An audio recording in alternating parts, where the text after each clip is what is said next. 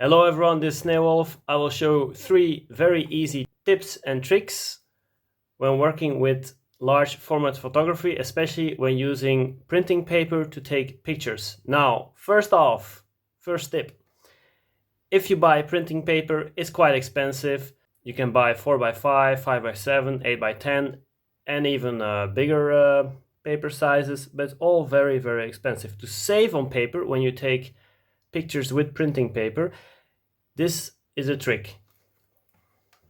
You will buy some film holders, or if you have the film holders, then that's fine. You buy the 9x12 centimeter film holders. They will fit in your 4x5 camera just fine, no issues. Now, what makes it so interesting? What makes it more interesting than just having the plain old 4x5 film holders? Well, you can buy 5x7-inch paper and just cut it in half and trim the edges a bit.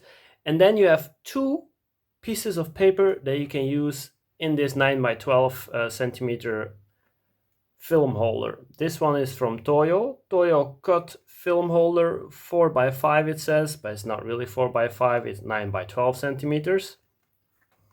If you open it up, you also can see the difference. Don't know if you guys can see it. You can clearly see this is much bigger than this. So you'll be saving a lot of costs, because by 1 box of this you can get double the amount of pictures from it. Whereas if you would use just a normal 4x5, you can't cut this in 2 pieces that will fit in a 4x5 film holder. That was tip 1.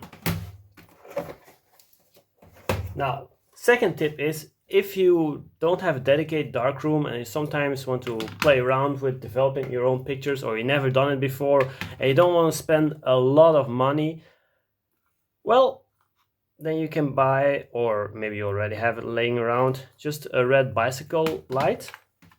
Got plenty of them. Voila. That will do as a darkroom light, safe light, when developing printing paper. You can't use this red light, of course, when you want to develop color film. That's impossible.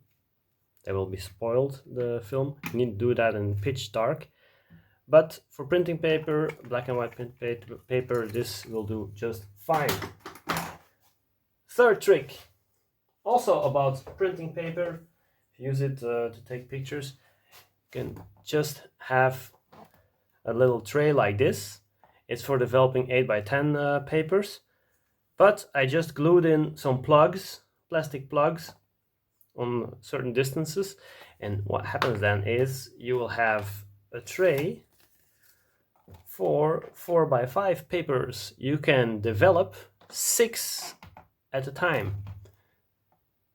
It's very easy, and you can look at them, see how developing goes and everything. Of course, you can also use Patterson developing tank with an insert, because you will be needing a special insert for this.